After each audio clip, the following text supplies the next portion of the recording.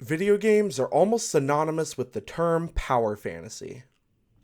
It's no surprise that the interactive medium of gaming excels at making players feel powerful. Many games equip the player with power far beyond anything they could ever experience in their life.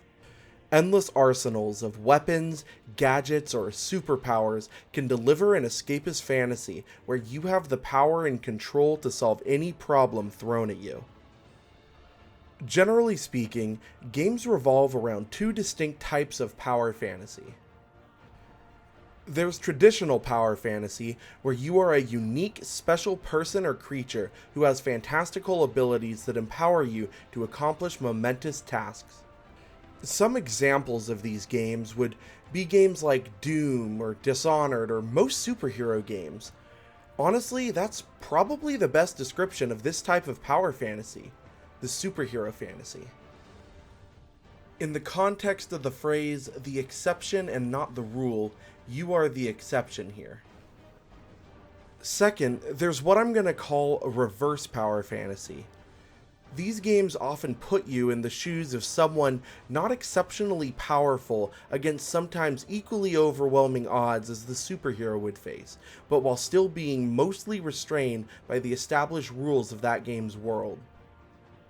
The biggest example that comes to my mind here is Dark Souls, where you're a little human waltzing around hostile lands filled with monsters, and you're holding your own.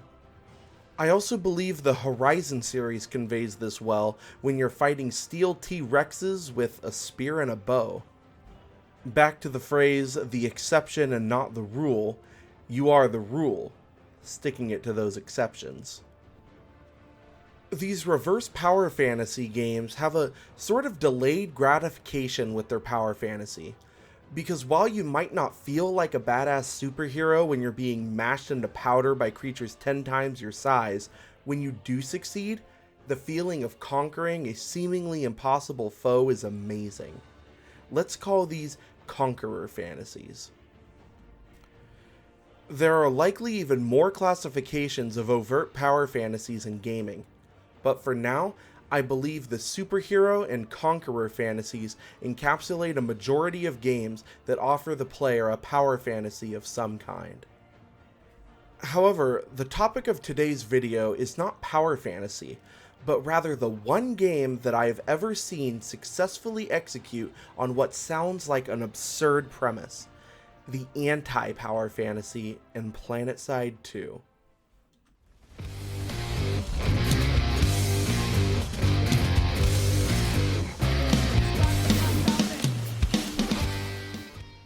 Planetside 2 is an open-world MMO FPS, a very rare genre indeed, that focuses on its massive multiplayer elements to offer an experience unlike any other game.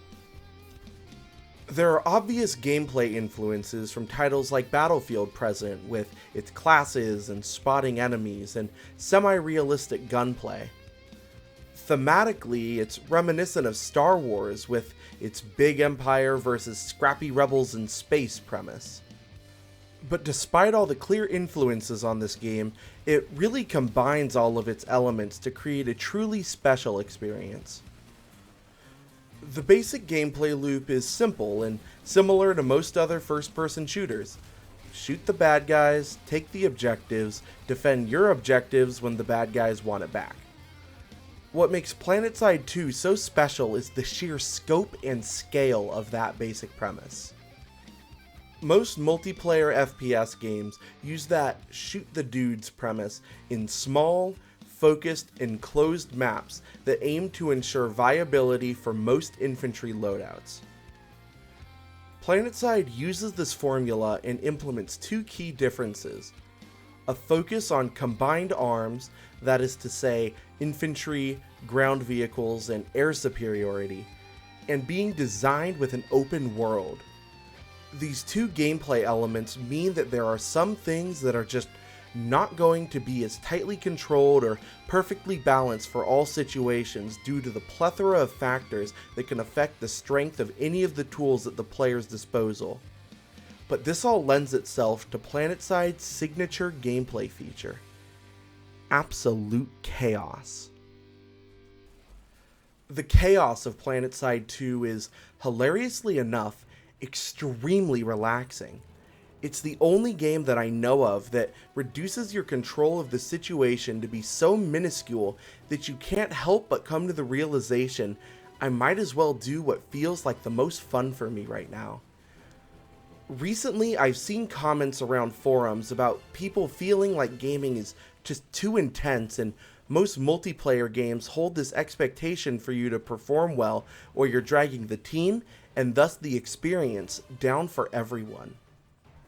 Planetside 2 feels like it can't possibly begin to have this pressure. Which one player here do you blame for the loss of a base? Who do you praise when you take over that facility? Planetside 2 is a game that just lets you play at your own pace. If you want to try hard one day, you can. If you want to relax and just play some of your fun experimental loadouts, go for it. Enjoyment comes first. Really, this lends itself to a distinct lack of toxicity in the game's community as a whole. Aside from an occasional run-in with a griefer or an odd conversation in the global chat, the nature of this game creates an atmosphere of non-toxicity. With much smaller scale games, you can feel the impact and weight of every other player's decisions and mistakes. In Planetside 2, it really is the ultimate team game.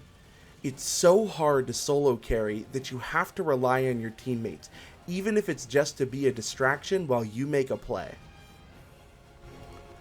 I can always appreciate the camaraderie that Planetside 2 instills in you no matter what faction you're playing on. Alongside your team, you win together, or you hold out in that base until the very last moment and you lose together. Another area that Planetside 2 also excels in is its immersion through sound design. Every battle, near or far, sounds like a desperate, chaotic struggle that can be almost deafening at times. Like all things sound related, no amount of description can do it justice compared to just listening to it.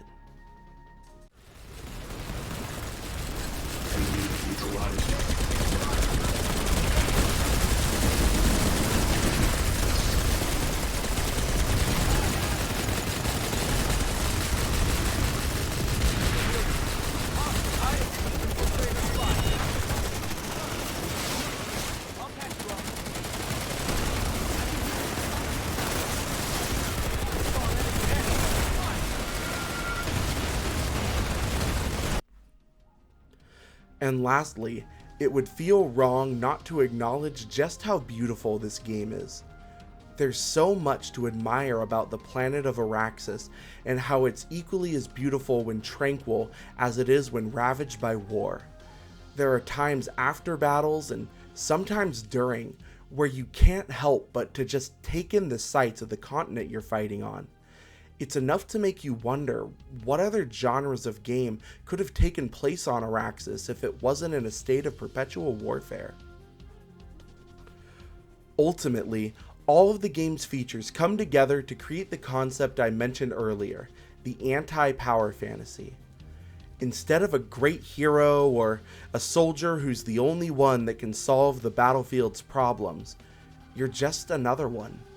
Another infantry unit, another tank, another aircraft, another piece of a massive battlefield with the potential to execute on perfect strategies to outmaneuver the enemy or just be another kill in someone else's stats. There's something so wonderfully freeing about the scope of this game.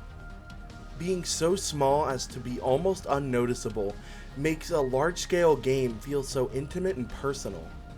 You feel like you can learn and progress in your skill with the game at your own rate, making the game so much more approachable and laid back. All the depth of a milsim with all the casual feeling of a modern shooter. I used to think I could never get into and much less enjoy first-person shooters. It felt like a too far behind the curve kind of thing, having grown up mostly on Nintendo consoles where shooters are few and far between. But after I stumbled across Planetside 2 9 years ago, it completely changed my perspective on just how interesting the FPS genre could be. It can be fun, casual, tactical, exciting, and home to some of the most intense gameplay experiences I'd ever have. Throughout the years that I've played Planetside 2, I've been in battles that I can still remember to this day. Planetside can serve as an engine to create just as many emergent stories from your experiences as any RPG can. The atmosphere, the intensity, the gunplay, and the beauty of this game all come together to make an experience that I had never found before and have never found since. For the foreseeable future, I know I'll always be able to find a reason to come back to Araxis, drop into a chaotic war zone, and desperately shoot at the bad guys wearing a different armor color than me. This has been my experience with this game, and this is why I still play Planetside 2.